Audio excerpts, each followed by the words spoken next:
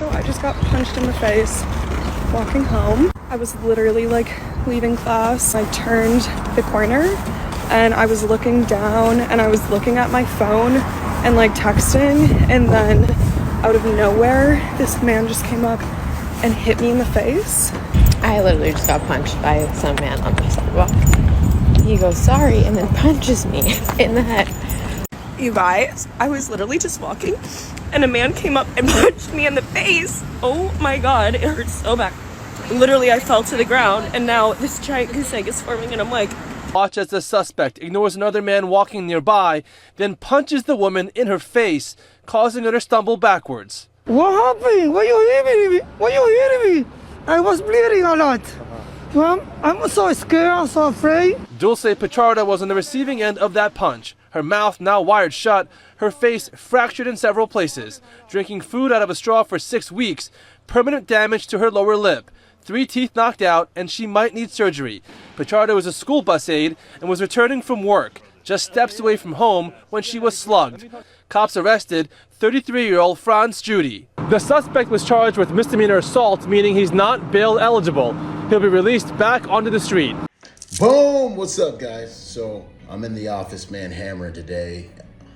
Byron Rodgers here, and I just wanted to take a second and address this. The quality of society, and this, I'm actually angry about this, so I'll try not to make it long. The quality of society is dictated by the quality of its men. Now, for whatever reason, this administration has deemed it good to flood our society with unknown men. The reality is that the remedy for toxic masculinity or toxic male behavior is healthy men. Healthy, competent, strong, capable men, right? We are literally what is the rise and fall of a nation. What we allow is what will continue, okay? You're seeing now a rise in evil men in broad daylight victimizing our women and children. The sex slave trade is at an all-time high. Random females are getting punched in the face in broad daylight in the streets. And gentlemen, everything is our fault and our responsibility. Weak men are the reason this is happening.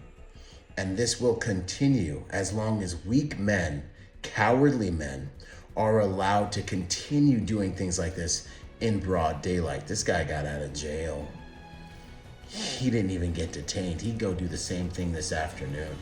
There comes a time when the only thing that is righteousness is what is enforced by the population when the government is failing. And it looks like we might be getting close to that flashpoint. But the point is, men, now more than ever, you need to be trained, you need to be competent, you need to be capable of violence. Because as it says in Ecclesiastes, there's a time for everything. And if you witness a female being victimized by a male and you don't do anything about it, you are failing your biological as being the physically potent, the more physically potent sex with thicker bone structure, tighter and stronger muscles, testosterone literally designed to stand between evil and the innocent. You're failing your forefathers if you don't find a way to do something about it. Whether you detain them until law enforcement comes, do something about it, because now that might not be your wife, not this time, that might not be your child, but it is a statement about what will be allowed to persist in our society. And if you guys think as we roll into this election cycle, this stuff's not gonna continue ramping up, it used to be the racism thing, now it's gonna be the migrant thing. So ladies and gentlemen, get ready. Get ready. And gentlemen, you better be training and you better be competent, because the types of men, apparently, based on what we're seeing as far as the levels of crimes and what crimes are taking place in this world, the types of men that are being let in here are not in many ways positively contributing to this society. And it's going to be our responsibility, right? Violence takes place in seconds when first responders are minutes away.